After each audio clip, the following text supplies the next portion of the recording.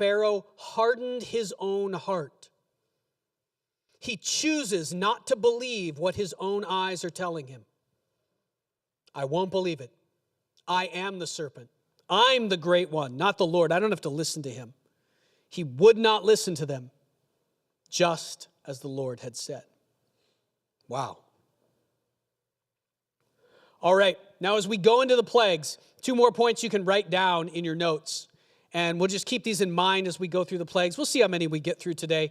After the first one, we'll go through the first one in detail. After that, they are different, but they're really just a repeat in most cases.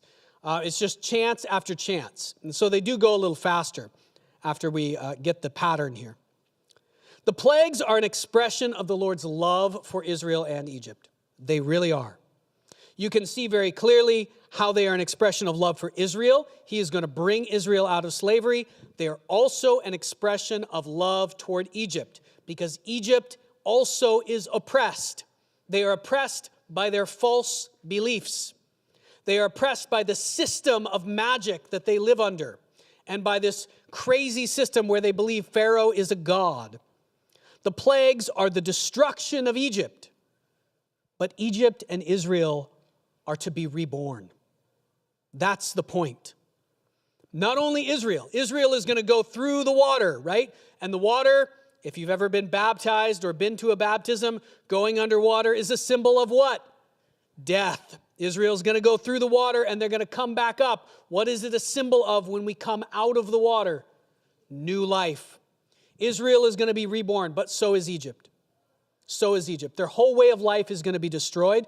And in fact, I'm not going to go into a history lesson today, but the future history of Egypt, all their way of life that they've had for 3,000 years is about to come to an end. It's going to take a while. It's going to take about 75 years for the current dynasty of Egypt to collapse fully, but then it will collapse. Egypt will then be oppressed by other nations for hundreds and hundreds of years. Finally, a long time after this, the Egyptian magical system will lose its power, and almost all of the Egyptians will become Christians in the 2nd century. God's plan is a lot bigger than we can imagine. It looks like he's just doing one thing, but it's part of a much larger and longer plan. He's going to destroy Egypt, but it's going to be reborn. All right, now I will say the plagues do come in a couple of they come actually in 4 categories. 3 sets of 3. And then one that's unique. There are 10 plagues in total. The first set are the plagues of the water.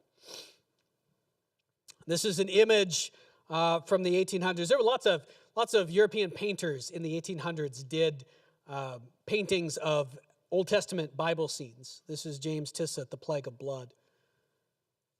Hopefully that'll help you use your imagination. See what's happening here.